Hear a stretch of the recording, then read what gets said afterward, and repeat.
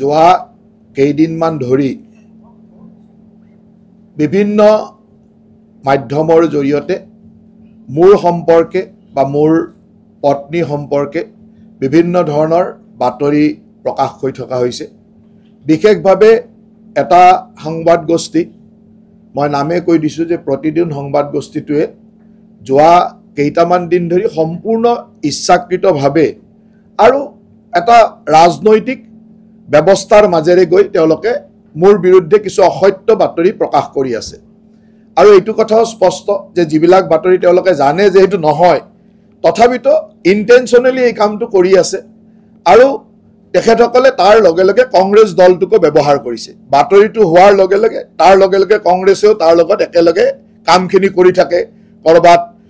বিপক্ষে ধৰ্ণা দিয়া, আন্দোলন কৰা, অমুক কৰা মানুহ কিছুমান ওলাই, তেনেকুৱা ধৰণৰ এটা পৰিৱেশ, মানে completely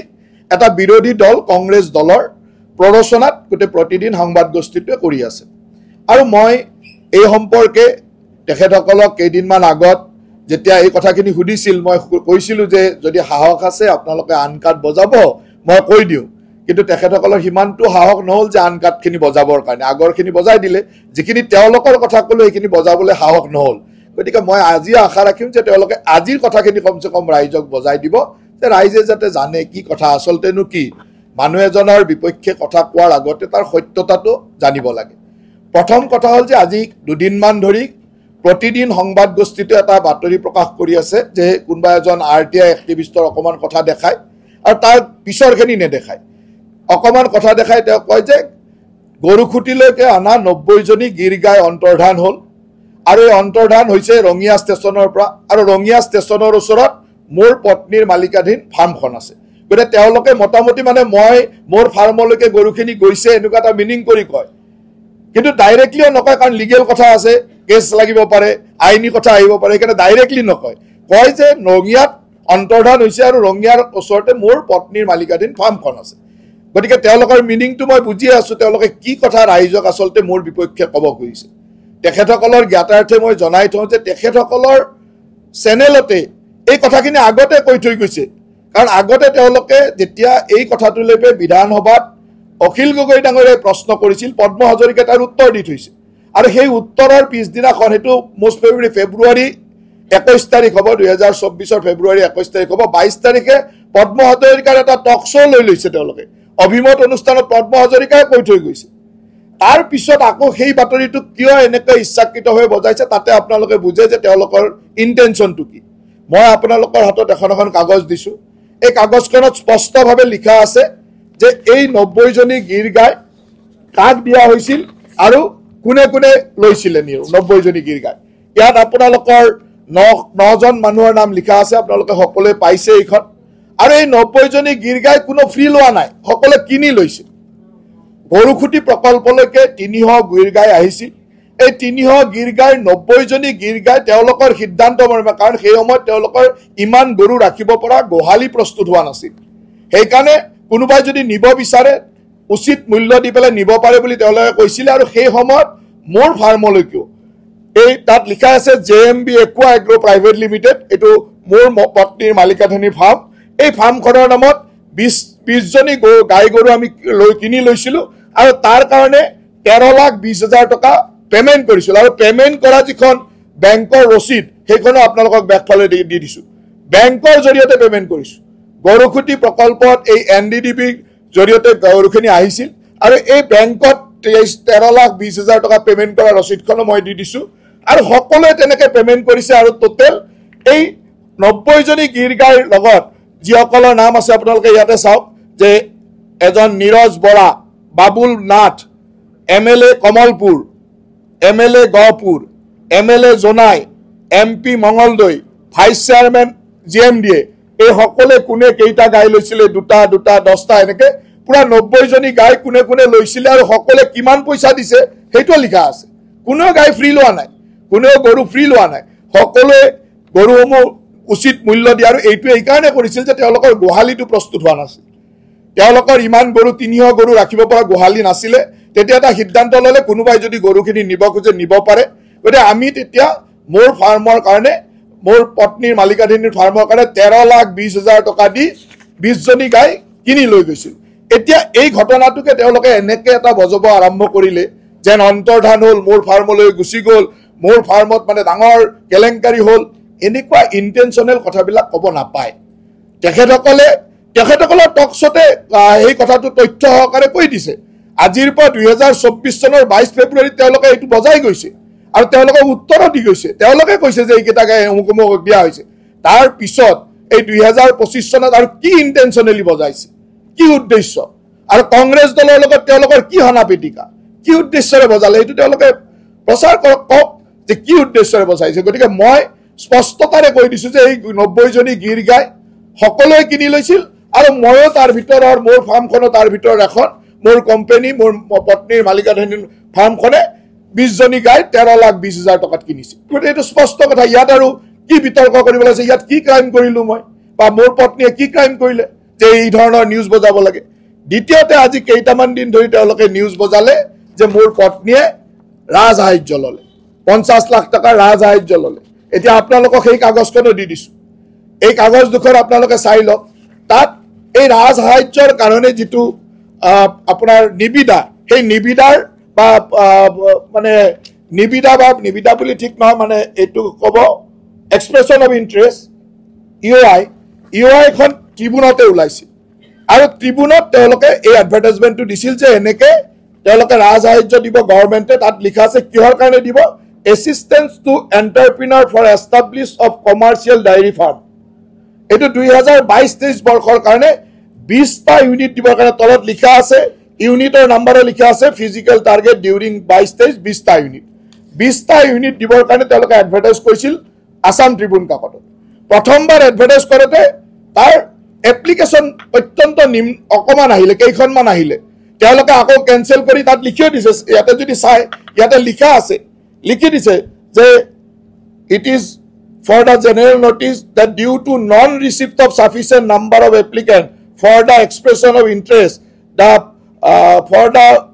bankable scheme for assistance of entrepreneur of establishment of the commercial dairy farm during year by demand number hereby stand cancel তাৰমানে এবাৰ তেওঁলোকে এডভাৰটাইজ দি কোনো মানুহে আবেদন কম কৰিলে নকৰিলে তাৰ পিছত আকৌ এবাৰ আবেদন কৰিছে 20টা ইউনিটৰ কাৰণে আৰু ইয়াত স্পষ্টভাৱে লিখা আছে যে ইয়াত কেনেকে ডাইৰী ফাৰ্মৰ লোন পায় এটো লোন গ্ৰেন্ড মিন্স লোন এটো ইয়াত লিখিছে যে loan from commercial bank 40% 40% bank loan বেংকৰ পৰা লোন ল'ব লাগিব বেনিফিচিয়াৰী কন্ট্ৰিবিউশন 30% 30% বেনিফিচিয়াৰী ইনভেস্ট কৰিব লাগিব and assistance from government including training cost 30% আৰু ট্ৰেইনিং কষ্ট 30% গভৰ্ণমেণ্টে দিব আৰু হেতুকে আমি সাবসিডি বুলি কওঁ এই যে গোটেই 1,64,88,000 এৰ স্কিমটো এই স্কিমটো তেওঁলোকে একদম প্ৰপাৰ মডেল স্কিম হিচাপে এডভাৰটাইজ কৰিছিল এই এডভাৰটাইজ কৰোতে মোৰ পত্নীৰ মালিকাধীন যেটো কোম্পানী বা মোৰ পত্নীয়ে তাত আবেদন কৰিছিল এই আবেদন কৰোতে আটাইতকৈ ইন্টাৰেষ্টিং কথাটো হ'ল যে বহুত মানুহে কৈছে আমি দুখিয়াৰ ভাত মাৰি ললে বেলেগ মানুহ দিব পাৰিলেহেঁতেন ইয়াতে ইউনিট আছিল 20টা আবেদন কৰিছিল 16খন এখন আবেদন কেনসেল কৰিলে 20 জনক দিবৰ কাৰণে 20 জন মানুহ আবেদনে নকৰিলে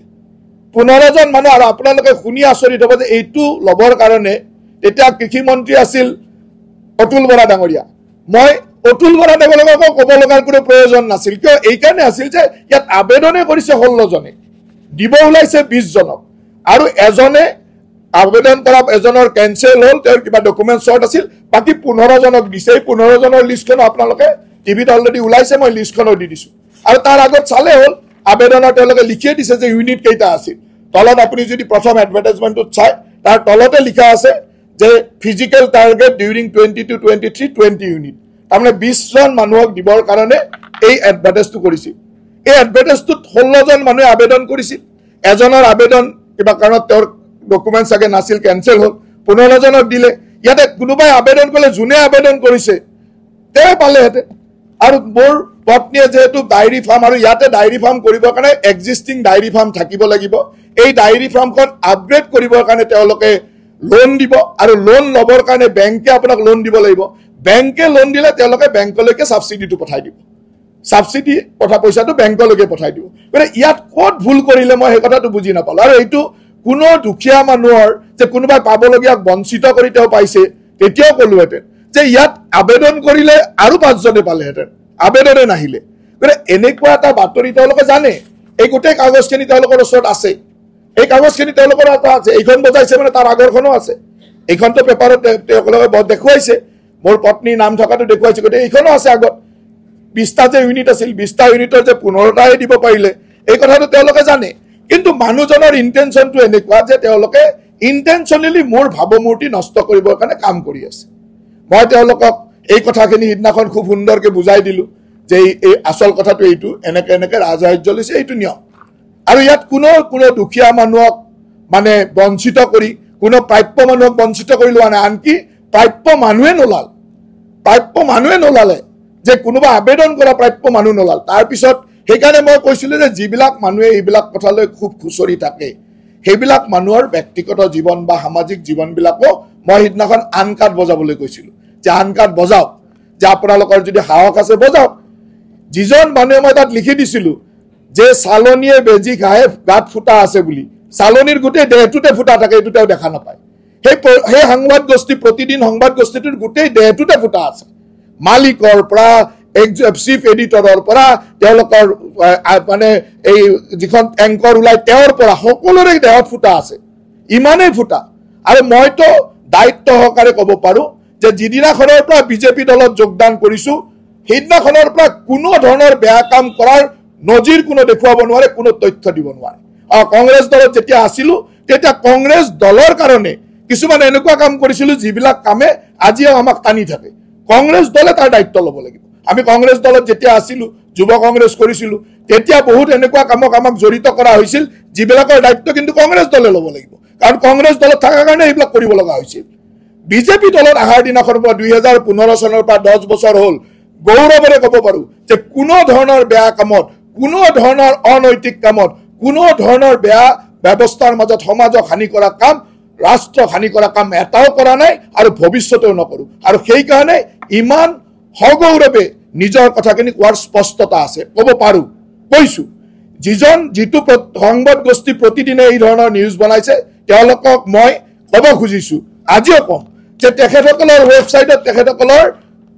স্বত্বাধিকাৰী তেওঁৰ নিজৰ এটা ডাটা উঠাই থৈছে আপোনালোকে নেটত চালে পাব স্বত্বাধিকাৰী লিখি থৈছে যে তেওঁ কি লিখিছে Jayanta Barua proudly introduced himself as a great grandson of legendary Hemchandra Barua তাৰমানে তেওঁ পৰিণাতি legendary হেমচন্দ্ৰ বৰুৱাৰ গ্ৰেট গ্ৰেণ্ডসন বুলি তেওঁ গৌৰৱ অনুভৱ কৰে কিন্তু তেখেতে প্ৰমাণ কৰি দেখাওক যে জয়ন্ত বৰুৱা আমাৰ সকলোৰে শ্ৰদ্ধাৰ অসমৰ ভাষাৰ জনক হেমকোষৰ অভিধানৰ প্ৰণেতা হেমচন্দ্ৰ বৰুৱাৰ তেওঁ কি হয় তেওঁ গ্ৰেট গ্ৰেণ্ডসন হয় নেকি পৰিণাতি হয় নেকি মই কৈছোঁ যে তেওঁ কোনো পৰিণাতি নহয় গোটেই অসমক আভুৱা ভৰি গোটেই মানুহক আভুৱা ভৰি তেওঁ পৰিণাতি বুলি কৈ তেওঁৰ গোটেই বজাৰখন সমাজৰ লগত চলাই আছে তেওঁ গ্ৰেট গ্ৰেণ্ডসন তেওঁ পৰিণাতি হেমচন্দ্ৰ বৰুৱা কিমান শ্ৰদ্ধাৰ মানুহ অসমৰ জাতীয় জীৱনৰ অসমৰ সাহিত্যৰ এনেকুৱা এজন শ্ৰদ্ধাশীল ব্যক্তি সেইজন ব্যক্তিৰ পৰিণাতি নাম লৈ ইমান বেয়া কাম কৰি পৰিণাতিৰ নাম লৈ থকাটো আচলতে অসমীয়া জাতিৰ কাৰণে লজ্জাজনক তেওঁ কওক তেওঁ মই তথ্য সহকাৰে মই কৈছোঁ যে হেমচন্দ্ৰ বৰুৱাৰ কোনো পৰিণাতি নাই কোনো বায়'লজিকেল পৰিণাতি গ্ৰেট গ্ৰেণ্ডসন নাই গতিকে তেওঁ কোনো বায়'লজিকেল গ্ৰেট গ্ৰেণ্ডসন নহয় গতিকে এনেকুৱা এটা ইমান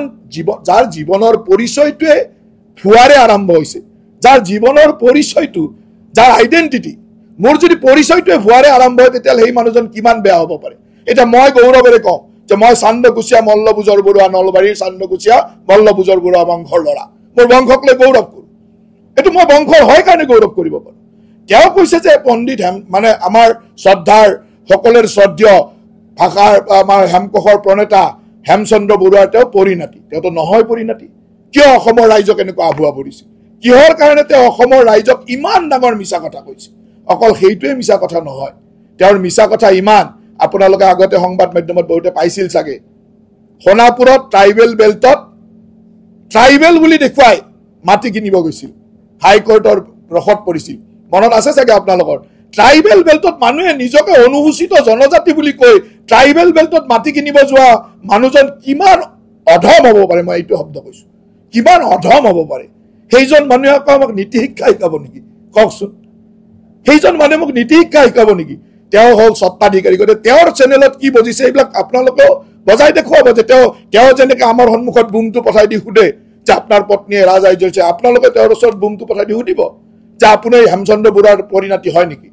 সুধক হেমচন্দ্ৰ বৰুৱাৰ পৰিণতি হয় নে নহয় তেওঁ উত্তৰ দিয়ক অসমৰ ৰাইজক ইমান দিনটো একেবাৰে প্ৰধানমন্ত্ৰীৰ ওচৰলৈ গৈ বেইলি সংস্কৰণ কৰি দেখুৱাই দিয়ে এনেকুৱা এটা দেখুৱালে যে তেওঁহে তেওঁৰ বালিকাধীন তেওঁহে তেওঁৰ অথৰিটি নহয় ৰাজ মানে তেওঁৰ মানে হেৰিটো তেওঁৰ ওচৰতে আছে তেওঁতো পৰিণতি নহয় গতিকে তেনেকুৱা আভুৱা ভৰা মিছা কথা কোৱা মানুহ এজন কিমান বেয়া হ'ব পাৰে সমাজ জীৱনৰ কাৰণে কিমান কুলক্ষিত হ'ব পাৰে সেই কথাটো আপোনালোকে জানিব লাগে আৰু মই জানিবৰ কাৰণে কথাটো কৈছো মোৰ এইবিলাক কোৱাৰ ইণ্টেনশ্যন নাছিল কিয়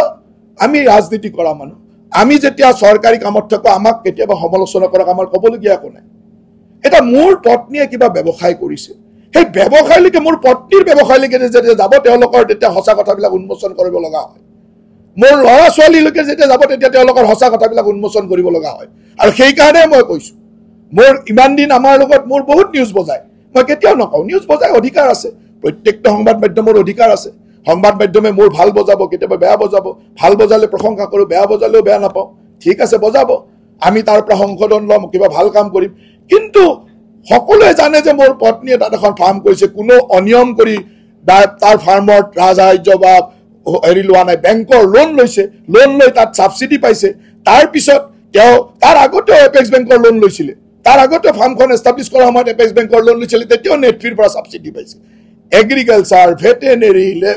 ফিচাৰী এইবিলাকত যদি লোন লৈ ছাবচিডি পায় এইটো নিয়ম এগ্ৰিকালচাৰ ভেটেনেৰী ফিচাৰী এইবিলাকৰ চেক্টৰত ইভিন মই সিদিনাখনো কৈছোঁ যে আমি এতিয়া ইণ্ডাষ্ট্ৰী বনাই আছোঁ ইণ্ডাষ্ট্ৰীবিলাকত আমি 30% কেপিটেল ছাবচিডি নিদিওঁ নেকি কোনোবা এখন হোটেল বনালে 5 কোটি টকা ইনভেষ্ট কৰি হোটেল বনালে তো 30% কেপিটেল ছাবচিডি আমাৰ পৰা চৰকাৰৰ পৰা লৈ যায় GST ৰিবেট পায় তো যি ইণ্ডাষ্ট্ৰী আমি প্ৰমোট কৰিব খোজো সেই ইণ্ডাষ্ট্ৰীত চৰকাৰে এনেকুৱা ছাবচিডি দিয়ে ই সকলোৱে পাব ই প্ৰতিদিনৰ মালিকে বিচাৰিলে পাব আৰু মালিকেও তেনেকুৱা চাগে দুই এটা লোৱা ওলাব মোৰ ওচৰত তথ্য অহা নাই তেওঁলোকে পাব চবে বিচাৰি পায় অলপ কেইদিনমান আগতে এনেকুৱা ছাবচিডি বিচাৰি আপোনালোকৰ সংবাদ সেৱাৰ দুজন মালিকে আবেদনো কৰিছে মই জানো গতিকে সকলোৱে পাব এইটো কোনো অন্যায় নহয় গতিকে এনেকুৱা ধৰণৰ ন্যায়সংগত কাম এটা কৰাৰ পিছতো আৰু অলৰেডি এছেম্বলিত ওলাই গৈছে এছেম্বলিত তথ্য আহিছে যে এই 90 জনী গীৰ গাই কাক দিছিলে কিমান পইচাত দিছিলে সেই তথ্য এছেম্বলিত পদ্ম হাজৰিকাই দি দিছে এটা নিউজটো বজাবলৈ যদি ঠিক আছে তথ্য নাই গৰুখুটিৰ প্ৰকল্পৰ অধ্যক্ষ পদ্ম হাজৰিকা আছে তেওঁকতো চিনি পায় তেওঁ সুধিলে তেওঁ তথ্যটো দি দিয়ে তাৰমানে ইণ্টেনশ্যনেলি আমাৰ ইমেজটো নষ্ট কৰিবৰ কাৰণে তেওঁলোকে কাম কৰে গতিকে এনেকুৱা ইণ্টেনশ্যনেলি নষ্ট কৰিলে তেওঁলোকৰ সমাজত যিটো প্ৰতিষ্ঠা তাকতো নষ্ট কৰিব লাগিবনে নাই গতিকে আপোনালোকে এইটো বজাব যে তেওঁ হেমচন্দ্ৰ বৰুৱাৰ একো নহয় কাৰণ তেওঁৰ প্ৰতিষ্ঠাটো হেমচন্দ্ৰ বৰুৱাৰ পৰিণতি বুলি তেওঁ অসমত প্ৰতিষ্ঠা কৰিব বিচাৰে যে মই হেমচন্দ্ৰ বৰুৱা মানে এটা পণ্ডিত এটা ইমান ডাঙৰ পৰিয়ালৰ পৰা ইমান জ্ঞানী মানুহৰ মই পৰিণতি বুলি প্ৰতিষ্ঠা কৰে তেওঁ আচলতে একো নহয় গতিকে সেইটো আপোনালোকে বজাব লাগিব তেওঁৰ প্ৰতিষ্ঠাটো আমাৰ প্ৰতিষ্ঠা যেনেকৈ নষ্ট কৰিব খোজে তেওঁলোকৰ প্ৰতিষ্ঠাও নষ্ট আপোনালোকে কৰা দায়িত্ব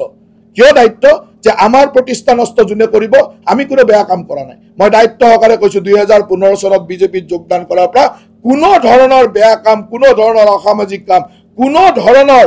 ৰাষ্ট্ৰক বেয়া কৰিব পৰা কোনো কাম কৰা নাই এটা দায়িত্ব সহকাৰে কৈছোঁ কোনোবাই যদি প্ৰমাণ দিব পাৰে তেতিয়া মই কম যে এইটো আপুনি বেয়া কাম কৰিছে আজিলৈকে কৰা নাই গতিকে আমি সততাৰে ক'ব পাৰোঁ কিন্তু তেওঁলোকে সেই সততাৰে ক'ব নোৱাৰে মই ক'লোৱে যে নামৰ যাৰ পৰিচয় গণ্ডগোল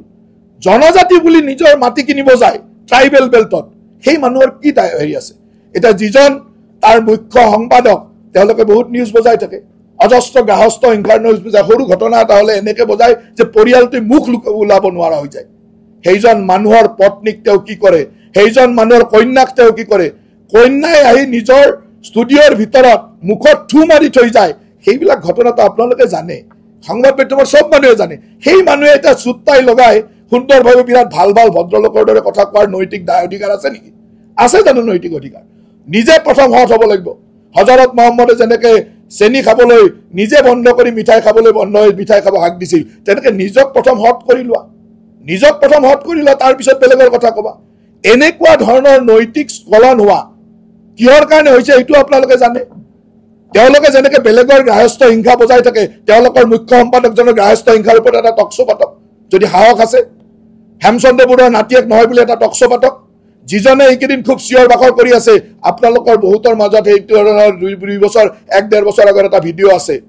যিজনে চিঞৰ বাখৰ কৰি আছে ক'ত ধৰা পৰিছিল গুৱাহাটীত এই ভিডিঅ'টো আপোনালোকৰ তাত আছে বহুতৰে আছে মই কোৱা নাই সেই ভিডিঅ'টো লাগিলে কেতিয়াবা দি দিম যিজনে এইকেইদিন টিভিত বিৰাট আৰু তেওঁ সেই মুখ্য সম্পাদকজনৰ খুলখালিয়া নিজৰ বায়েকক এনেকুৱা কৰাৰ পিছতো যদি খাবৰ মানৱতা নাথাকে কোনো ধৰণৰ মানৱতা নথকা মানুহ হয় যে নিজৰ বায়েকক অত্যাচাৰ কৰিলেও যদি তেওঁ সহ্য কৰিব পাৰে সেইজন মানুহৰ ক'ত মানৱতা আছে কওক মই আজি এইকাৰণে কৈছোঁ যে এইবিলাক কথা সমাজে জানিব লাগে আমাক যেনেকৈ নগ্ন কৰিবৰ কাৰণে বেয়া দেখুৱাবৰ কাৰণে চেষ্টা কৰে যে আমি নোহোৱা কথাটো আমি নোহোৱাটো বেয়া দেখাবলৈ চেষ্টা কৰে সেইবিলাক হোৱা মানুহৰ কথা কৈছোঁ যে তেওঁ হেমচন্দ্ৰ বৰুৱাৰ নাতিয়ে পৰিণাতি নহয় মুখ্য সম্পাদকজনৰ পত্নীৰ অত্যাচাৰ মানসিক অত্যাচাৰ অত্যাচাৰ অইনৰ লগত সম্পৰ্ক এইবিলাক সকলোৱে জনা কথা তাৰ উদাহৰণ আপোনালোকেও জানে যিজন খুলখালিয়াকে তাত চাকৰি কৰে এইকেইদিন বিৰাট তেওঁ টক শ্ব'ত এক্টিভ হৈ আছে তেওঁৰ এটা ভিডিঅ' আপোনালোকৰ হাততে আছে তেওঁ নিজৰ বায়েককো এনেকুৱা কৰাৰ পিছত তেওঁ এনেকৈ যে সহ্য কৰিব পাৰে সেই ধৰণৰ মানসিকতাটো মই দেখা নাই এতিয়া তেওঁলোকে কেলেংকাৰীৰ কথা কয় বহুত কেলেংকাৰী অমুক তমুক আপোনালোকে ৰেজিষ্টাৰ অফ কোম্পানীৰ ৱেবছাইটটো চাই ল'ব এটা মই মাত্ৰ কোম্পানীৰ নাম কওঁ এই কোম্পানীটোৰ নাম হ'ল news and media private limited news and media private limited কোম্পানীৰ ৱেবছাইটত চাই ল'ব ইয়াৰ মালিক কোন আজিৰ তাৰিখৰ প্ৰতিদিন গোষ্ঠীৰ যিজন নেকি MD managing director Smitakshi Goswami আৰু লগত কোন আছে সুদীপ্ত সেন ক'ব লাগিব নেকি সুদীপ্ত সেন কোন মইতো কোৱাৰ প্ৰয়োজন নাই সুদীপ্ত সেনৰ লগত কোম্পানী খোলা কোনোবা মানুহে যদি কয় নৈতিকতাৰ কথা কেলেংকাৰীৰ বিৰুদ্ধে কথা কয় তাৰ কিবা ভেলু আছে নেকি মই মাত্ৰ 3-4জন মানুহৰ কথা ক'লো মালিকৰ কথা ক'লো মেনেজিং ডাইৰেক্টৰৰ কথা ক'লো মুখ্য সম্পাদকৰ কথা ক'লো এই যিজন সাংবাদিক বৰ সধৰ পৰাই আছে টিভিত এইকেইদিন ওলাই আছে তেওঁৰ কথা ক'লো গোটেই গোষ্ঠীটোৰ কথা ওলাই পৰিলে এতিয়া আপোনালোক যিসকলে সেই গোষ্ঠীটোত কাম কৰে এবাৰ গৈ মালিকৰ সন্মুখত বুমটো লৈ পেলাই সুধিব মুখ্য সম্পাদকজনৰ বুমটো লৈ পেলাই সুধিব যে আপোনালোকৰ ওপৰত এইটো অভিযোগ জয়ন্ত মল্লবুৰে আনিছে যদি আনিছে এই কথাটো সত্য নে মিছা যেনেকৈ আমাৰ ওপৰত এজন অৰ্ধ শিক্ষিত মানুহ যিজন মানুহে জীৱনত ফৰ্মেলি মেট্ৰিক পাছে কৰিব নোৱাৰিলে ফৰ্মেলি মেট্ৰিক পাছ কৰিব নোৱাৰিলে এই অভিযোগটো প্ৰথম কোনে আনিছিল ৰাজীৱ ভৱনত কোনে আনিছিল মোৰ সমষ্টিৰ প্ৰাক্তন বিধায়কজনে হয়নে নহয় তেওঁতো মোৰ ৰাজনৈতিক শত্ৰু আনিব কিবা হয় তেওঁৰ শিক্ষা দীক্ষা কিমান ফৰ্মেলি মেট্ৰিক পাছ কৰিব নোৱাৰিলে গতিকে ইংৰাজীৰ এই কাগজবিলাক বুজি নাপাবই তেওঁক কোনোবাই ক'লে ইমান তথ্যটো কেনেকৈ পায় কি পায় সেইটো বুজি নাপাব নপোৱাটো স্বাভাৱিক তেওঁ ফৰ্মেলি মেট্ৰিক পাছে কৰিব নোৱাৰিলে ফৰ্মেল এডুকেশ্যনত মেট্ৰিক পাছ নহয় ইকুইভেলেণ্ট এডুকেশ্যনত মেট্ৰিক পাছ কৰে যে কিছুমান মানুহে সেই ইকুইভেলেণ্ট এডুকেশ্যনত মেট্ৰিক পাছ কৰিছিল মই প্ৰথম দিনাই কৈছোঁ তেনেকুৱা এজন মানুহে আনিলে অভিযোগ আপোনালোকে তাক লৈ নিউজ বনালে মই একো বেয়া পোৱা নাই মই তাৰ স্পষ্টীকৰণ দিলোঁ স্পষ্টীকৰণ দিয়াৰ পিছতো এনেকুৱা হ'ল যে মই যলৈকে যাওঁ প্ৰতিদিনৰ সাংবাদিকসকলে 5 দিন ধৰি মই য'তে যাওঁ সমাজক বেলেগ প্ৰগ্ৰেমত গৈছোঁ গভৰ্ণমেণ্ট প্ৰগ্ৰেমত গৈছোঁ পাৰ্টি প্ৰগ্ৰেম গৈছোঁ অকল সেইটোৱে সোধে 4 দিনত 40-50টা নিউজ বজাইছে তেতিয়াতো মানুহৰ এটা ধৈৰ্য থাকিব নহয় উত্তৰটো দিব লাগিব আৰু মই এইকাৰণে উত্তৰ দিছোঁ যে যিজন মানুহে পৰিচয়টো গণ্ডগোল কৰি গৈছে নিজৰ পৰিচয় হেমচন্দ্ৰ বৰুৱাৰ লগত জড়িত কৰিছে যিটো তেওঁ নহয় সেই উত্তৰ মই দিছোঁ এতিয়া তেনেকুৱা এজন অৰ্ধ শিক্ষিত শিক্ষা দীক্ষা নথকা মানুহে ক'লে কথাখিনি ক'লে তেওঁতো বুজি নাপাব যে ছাবচিডি কেনেকৈ পায় 40% বেংকৰ লোন 30% মানে নিজৰ ইনভেষ্টমেণ্ট তেওঁক এনেকুৱা ক'লে যেন মই যেন কাৰোবাক ডিপ্ৰাইভ কৰি ল'লোঁ আজিতো মই কৈ দিলোঁ যে ডিপ্ৰাইভ কৰি লৈছোঁ নে 5জনে নাপালে দিবলৈ ৰৈ গ'ল সেই ধৰণে তেওঁলোকক বজালে এতিয়া তেওঁ বজাই আছে কাৰণ তেওঁ বুজি নোপোৱাটো স্বাভাৱিক তেওঁ কৈ আছে যে তেওঁ মোৰ এফিডেভিটত 11 চনত অমুক আছিল 14ত অমুক আছিল এনেকুৱা ধৰণৰ কথাবিলাক কৈ আছে নে নাই গতিকে মোৰ 11ৰ এফিডেভিটখন চালে হ'ল 14ৰ এফিডেভিটখন কাল চালে হ'ল মোৰ পত্নীৰ নামত মালিকাধীন যিটো কোম্পানী আছে তাত JM Aqua Agro Private JMB Aqua Agro Private Limitedৰ আপোনালোকে নেটতে মাৰি চাব মোৰ পত্নীয়ে কেতিয়া সেই কোম্পানীটোৰ ডাইৰেক্টৰ হৈছিলে সেই কোম্পানীটো ফাৰ্মখনৰ ডাইৰেক্টৰ হোৱাৰ সময়ত মই MLA আছিলোঁ নে নাই চালে হ'ল মই মন্ত্ৰী আছিলোঁ নে নাই চালে হ'ল মই MLA মন্ত্ৰী নাথাকা সময়ত তাত ডাইৰেক্টৰ হৈছে সেই ডাইৰেক্টৰ হোৱাৰ কাৰণে তেওঁ যিটো শ্বেয়াৰ ইকুইটি দিব লাগে তেওঁৰ একাউণ্টৰ পৰা তেওঁৰ ষ্টেটমেণ্টৰ পৰা চালে হ'ল তেওঁ সেই শ্বেয়াৰ ইকুইটি কিনিছে নে নাই ডাইৰেক্টৰ হৈছে নে নাই ডাইৰেক্টৰ হিচাপে কাম কৰিছে নাই কোনো ইলিগেল কাম কৰা নাই গতিকে ইলিগেল কাম কৰা নাই যদি ভয় কৰিব লগা কি আছে সেই ধৰণে কাৰণ তেওঁলোকে বুজি নাপায় তেওঁলোকে দুটা ষ্টেটমেণ্ট ওলাই লৈ চিঞৰি আছে ইমান হ'ল অমুক হ'ল এনেকুৱা হ'ল তেওঁ এনেকৈ কৰিছে তেনেকৈ কৰিছে আৰু কেতিয়াবা আমাৰ মানুহবিলাকৰ নিউজ বজাইছে গতিকে মোৰ কৰজোৰে এটাই অনুৰোধ যে আপোনালোকে প্ৰকৃত সত্যটো দেখাওক মোক ফেভাৰ কৰিব নালাগে মই যদি ক'ৰবাত ভুল আছোঁ মোৰ ভুলটো দেখাওক আৰু মোৰ ব্যক্তিগতভাৱে মোৰ এজ এ মন্ত্ৰী এজন দলৰ সদস্য হিচাপে ক'ৰবাত যদি মই কিবা সামাজিক ভুল কাম কৰিছোঁ তাক লৈ নিউজ বজাওক মোৰ কোনো ক'বলগীয়া নাই কিন্তু আমাৰ পৰিয়ালবিলাকৰ নিউজবিলাক যদি এনেকৈ বজায় তেতিয়াহ'লে পৰিয়ালবিলাকৰ মনতো অশান্তি হয় সেইকাৰণে সেই মানুহবিলাকৰ মনতো অশান্তি দিবৰ কাৰণে এই কথাবিলাক ক'ব লগা হয় মই এইকেইদিন ব্যক্তিগত জীৱনত মই কৈছোঁ যে মোৰ পত্নীয়ে মোক এইকেইদিন যিকেইটা কথা কৈছে মই ভাবোঁ যে কোনো পত্নীৰ মনত এনেকুৱা ধৰণৰ দুখ নিদিয়ক কাৰণ মোৰ কন্যা এগৰাকী CBSEৰ পৰা 98% পাৰ্চেণ্টেজ লৈ তেওঁলোকৰ ৰাজনীতিৰ লগত কোনো লেনদেন নাই মুম্বাইৰ এখন ভাল ইনষ্টিটিউটত চেণ্ট জেভিয়াৰ্ছত পঢ়ি এইবাৰ গ্ৰেজুৱেশ্যন কৰিছে তাই বিদেশলৈ এতিয়া এণ্টাৰপ্ৰিনাৰশ্বিপ পঢ়িব যাব মোক কালি ফোন কৰি কৈছে যে দেউতা ভৱিষ্যতে আহি আৰু অসমত কাম নকৰোঁ দিয়া কৰিলেতো আমাৰো কথা এনেকৈ বজাব মোৰ যিজনী ছোৱালী এণ্টাৰপ্ৰিনাৰশ্বিপ পঢ়িব যাব ওলাইছে তাই এণ্টাৰপ্ৰিনাৰশ্বিপ পঢ়ি আহিটো কিবা কৰিব নহয় তেওঁ মোক কৈছে কালি দেউতা মই ঘূৰি আহি অসমত কাম নকৰোঁ দিয়া কিয় নকৰোঁ যে অসমত মই আহি কাম কৰিলেতো মোক এনেকৈ বজাব নহয় টিভিত গতিকে মোক কোনো চিনি নোপোৱা জেগাত ক'ৰবাত কাম কৰিম কিমান দুখ লগা কথা এই কথাবিলাক মানুহে বুজিব লাগে আমিও একজন মানুহ আমি পিতৃ আমিও কাৰোবাৰ পিতৃ কাৰোবাৰ পতি গতিকে আমাৰো এটা জীৱন আছে এই ধৰণৰ মানসিক যন্ত্ৰণা সেই ধৰণৰ পৰিয়ালবিলাকক দিব নালাগে স্পষ্ট কথাটো হ'ল যে মই মোৰ কন্যাৰ উদাহৰণ দি কৈছোঁ তাৰমানে আমাৰ নতুন জেনেৰেশ্যনে যদি এনেকুৱা ধৰণৰ মোৰ কন্যা নতুন জেনেৰেশ্যন তাই ডিগ্ৰী পাছ কৰি ওলাইছে বিদেশলৈ পঢ়িব যাব ওলাইছে এণ্টাৰপ্ৰিনাৰশ্বিপ এনেকুৱা ভাল কোৰ্চ এখনত বেপছনৰ দৰে ইউনিভাৰ্চিটিত আজি US এখন বেপছনৰ দৰে ইউনিভাৰ্চিটিত তাই চিট পাইছে তাই পঢ়ি আহি মোক ক'ব কৈছে যে মই পঢ়ি আহি অসমত কাম নকৰোঁ দিয়া তাতকৈ দুখ লগা কথা হ'ব পাৰে তাতকৈ ডাঙৰ মানে মনত দুখ লগা কথা হ'ব পাৰে নেকি গতিকে মই আপোনালোকক এইখিনি আজি যিখন প্ৰেছ মিট মই কোনো মন্ত্ৰী হিচাপে প্ৰেছ মিট দিয়া নাই মই বিজেপি দলৰ নেতা হিচাপে দিয়া নাই মই এজন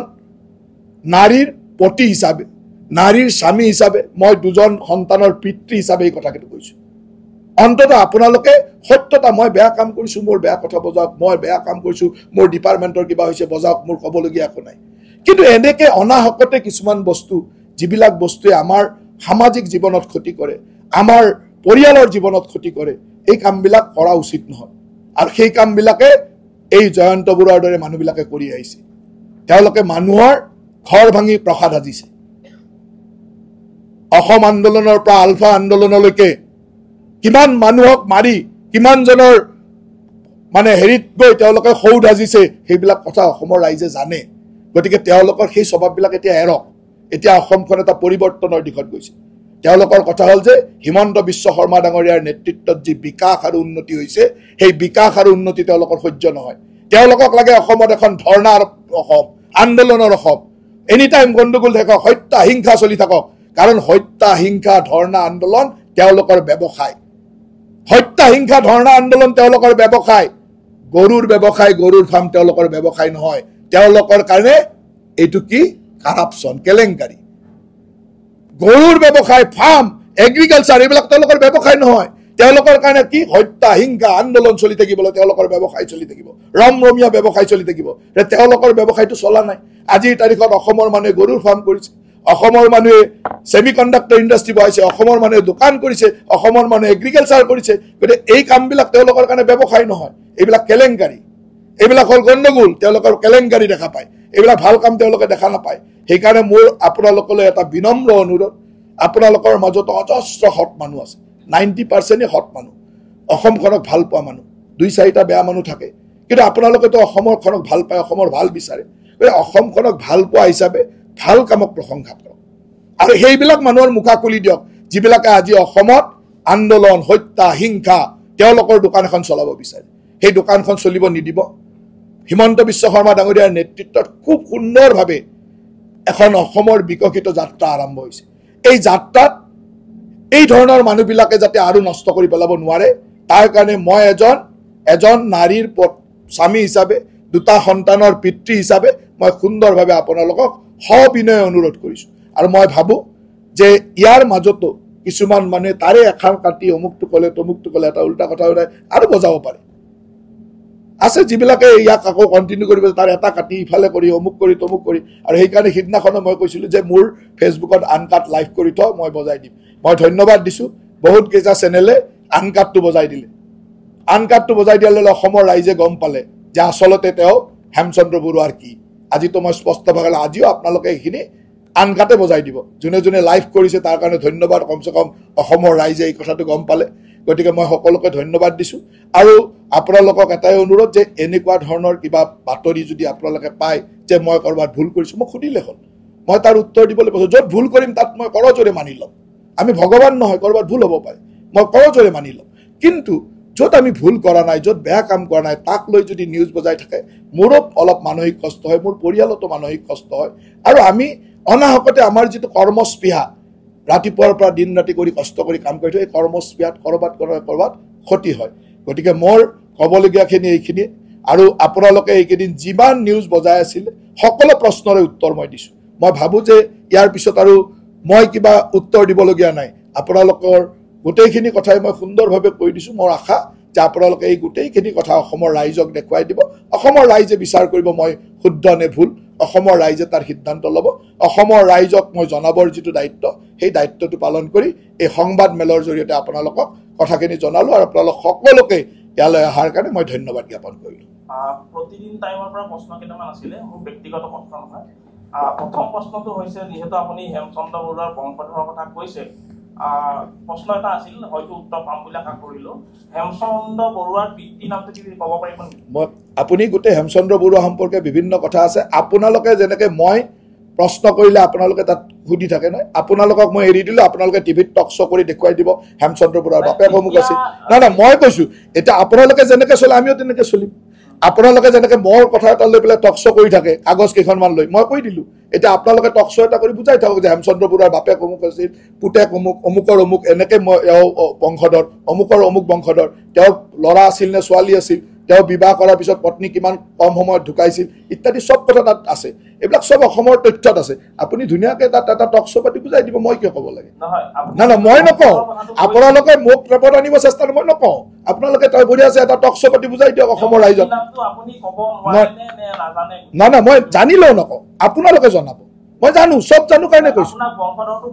এইটো বংশধৰটো আপোনালোকে এখন আমাৰ যেনেকৈ পুৰখীনামা থাকে মোৰো পৰিয়ালৰ পুৰখীনামা আছে মোৰ দেউতা অমুক মোৰ ককা অমুক মোৰ আজো ককা অমুক মোৰ অমুক ককা অমুক এনেকৈ পুৰখীনামা থাকে সেই পুৰখীনামাখনো তেওঁৰ আছে তেওঁ পুৰখীনামাখন লৈ টক শ্ব' এটাত বহিলে হ'ল এই সুনীত বোলাজন যে আছে তেওঁক আৰু জয়ন্ত বৰুৱাক একেলগে বহাই দি তেওঁ এটা টক শ্ব' কৰিব যে অমুকৰ পুতেক অমুক অমুকৰ পুতেক অমুক অমুকৰ পুতেক অমুক মই সুধিছোঁ যে তেওঁ নাই তেওঁৰ পৰিণাতি হয়নে নহয় বায়'লজিকেল গ্ৰেট গ্ৰেণ্ডছন হয়নে নহয় উত্তৰটো দিয়ক এটাই প্ৰশ্ন মোৰ প্ৰশ্ন এটাই যে তেওঁৰ বায়'লজিকেল গ্ৰেট গ্ৰেণ্ডছন হয়নে নহয় উত্তৰ দিয়ক আপোনালোকৰ সম্পাদকজনে পত্নী নিৰ্যাতন কৰে নে নাই উত্তৰ দিয়ক আৰু আপোনালোকৰ এই যে MD গৰাকীয়ে এই কোম্পানীটো খুলিছিল নাই উত্তৰ দিয়ক তিনিটা প্ৰশ্ন কৰিলোঁ উত্তৰটো আপোনালোকে টিভিত দি থাকিব মই দিবলৈ নাই মই মোক ক'ব নালাগে টিভিত ক'ব আপোনাৰ কথা মই নুশুনো মই জানো টিভিত দিব টিভিত দিব টিভিত দিব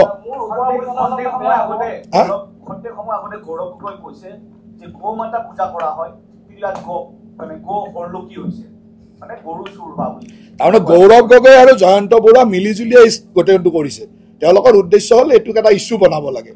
যিটোৰ প্ৰশ্নৰ উত্তৰ সংসদত বিধানসভাৰ ভিতৰত সদনত বিধানসভাৰ ভিতৰত পদ্ম হাজৰিকাই দি থৈছে এই যে 90টা গৰু ক'ত দিছিলে কিমান পইচা পাইছে কিমান দামত দিছে NDDBক তেওঁলোকে যে চেক দিছিলে নেশ্যনেল ডেইৰী ডেভেলপমেণ্ট বৰ্ডৰ পৰা এই গৰুখিনি আহিছিল তাৰ গোটেই তথ্য দি থৈছে বিধানসভাতে দি থোৱা আছে চবেই জানে তাৰ পিছতো এই কথাখিনি কোৱা মানে এইটো ইণ্টেনশ্যনেলি কংগ্ৰেছ আৰু প্ৰতিদিন বস্তুটোৰ মিলন আৰু তেওঁলোকে আমাৰ এগেইনষ্টত কৰি থকা এটা কনস্পিৰেচি ইমানেই মই তথ্যই দিলোঁ দেখোন এইখন কাগজ নিদিলোঁ জানো এইখন কাগজত 90জনী গৰু ক'ত কোনে লৈছিলে ইয়াত সকলোৰে নাম আছে আপোনালোকে নামকেইটা চালে হ'ল গোটেইকেইটা দিলোঁ নে নাই তথ্য ইয়াতে কাৰ কাৰ নাম আছে vice chairman GMDA MP Mangaldai MLA Jonai MLA Gohpur MLA Kamalpur Babul Nath Niraj Bora JMB Aqua Agro Private Limited নাম আছে 90টা গৰু কাক ক'ত দিছে লিখা আছে এইটো প্ৰপাগাণ্ডাই এইটো হ'ল কংগ্ৰেছৰ প্ৰপাগাণ্ডা আৰু এই প্ৰপাগাণ্ডাটোত প্ৰতিদিন গোষ্ঠীটো জড়িত আছে সিমানেই মই আপোনাক পুনৰ কৈছো যে মই আপোনাৰ কথা নুশুনো আপুনি টিভিত বজি থাককে আপোনাৰ কথাটো আপোনাৰ টিভিত বজাই প্ৰত্যুত্তৰ দিব মই কোৱা কথা ক'লো যদি মোৰ কথা মিছা আপোনাৰ টিভিত দেখুৱাবলৈ সাহস লাগিব কাৰণ সিদিনাখন আপুনি ক'লে আনকাট দেখাবলৈ সাহস নহ'ল কৈ গৈছিল তো আপুনি আছিল সিজন আছিল নে নাই আপুনি কৈ গৈছিল যে মই আনকাট দেখাবলৈ সাহস হ'ল জানো দেখাবলৈ যেতিয়া সাহস নহ'ল এতিয়া আনকাটটো তাতে দেখাওকগৈ গোটেইটো তাতে দেখাওক মই আপোনাৰ একো প্ৰশ্নৰ উত্তৰ নিদিওঁ দ্বিতীয় নহয় আপোনাৰ প্ৰশ্নৰ উত্তৰ দিম মই 3টা প্ৰশ্ন সুধিছোঁ যে হেমচন্দ্ৰ বৰুৱাৰ তেওঁ গ্ৰেণ্ড গ্ৰেণ্ডছন পৰিণতি হয় নে নহয় উত্তৰ দিয়া নিদিয়াৰ অধিকাৰটো মোৰ আছে মই নিদিওঁ আপোনালোকে টিভিত বজাই ল'ব যে হেমচন্দ্ৰ বৰুৱাৰ পৰহি নাম এখন বজাই দিব তেওঁ নালাগে আপোনাৰ প্ৰশ্ন ইয়াত সুধিবলৈ আপুনি এখন প্ৰেছ মিট পাতি কৈ দিব আপোনাৰ প্ৰশ্ন কোনে শুনিব মানে প্ৰেছ মিটে কৈ দিব কাৰণ আপোনালোকে আনকাট বজোৱাৰ সাহস নথকা মানুহৰ মই নেদেখাওঁ সেইদিনাখন যদি আনকাটটো বজালেহেঁতেন মই এইটো কৈছোঁ আনকাট বজোৱাৰ সাহস থাকিলে আপোনাক দেখুৱাই দিলোহেঁতেন আনকাট বজাবলৈ আপুনি সেইদিনাখন কৈ গৈছিলে আনকাট বজাম বুলি বজালে জানো একো মন্তব্য শুনাবলৈ আপোনাৰ প্ৰেছ মিট নহয় মোৰ প্ৰেছ মিট মোৰ প্ৰেছ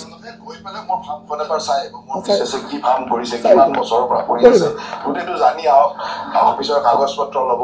এগ্ৰিকালচাৰ ফাৰ্মিং কৰিলে কেনেকে মানুহে সহায় পায় আপুনি এখন আবেদন দিব মোক